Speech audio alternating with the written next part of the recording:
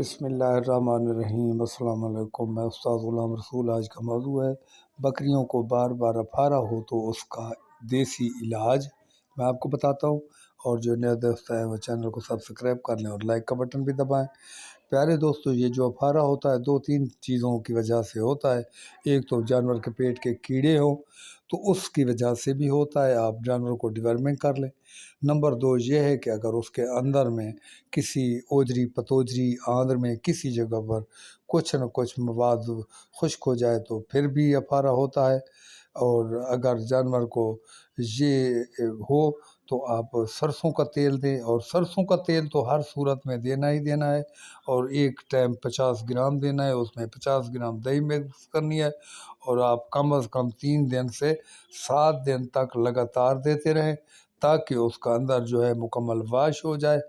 اور اگر ڈیورمنگ نہیں کی تو وہ ڈیورمنگ بھی کر لیں، تو پھر میں سمجھتا ہوں انشاءاللہ تعالیٰ آپ کے جانور کا پیٹ بھی نہیں ہوا کرے گا اور وہ درست ہو جائے گا۔ کافی دوست مجھے اس چیز کی فرمائش کرتے ہیں کہ جانور بار بار افارہ کرتے ہیں اس کے بارے میں۔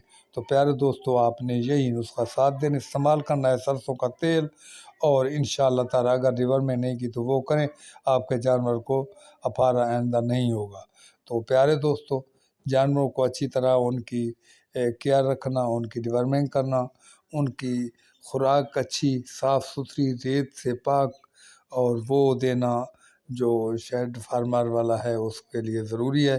اور جو خوراک بھی جب آپ صاف ستھری دیں گے اور اس کو یہ سرسوں کا تیل بھی دیں گے تو انشاءاللہ پھر افارہ نہیں ہوگا۔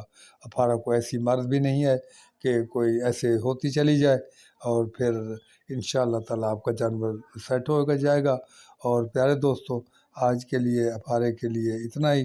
اگلی ویڈیو تک آپ میں اجازت چاہتا ہوں۔ اس سے پہلے اگر آپ کے جانور کو افارہ ہو تو آپ جانور کے وکھی پر، جسے ہم وکھی بولتے ہیں، جو پیٹ پر جہاں ہڈی بھی نیچے نہیں ہوتی، اس جگہ پر آپ سوئی لگا کر ہوا خارج کر سکتے ہیں۔ اگر کبھی افارہ ہو تو پھر آپ مکمل علاج کریں تو آپ کا جانور درست ہو جائے گا۔ اب میں اجازت چاہتا ہوں۔ اللہ حافظ۔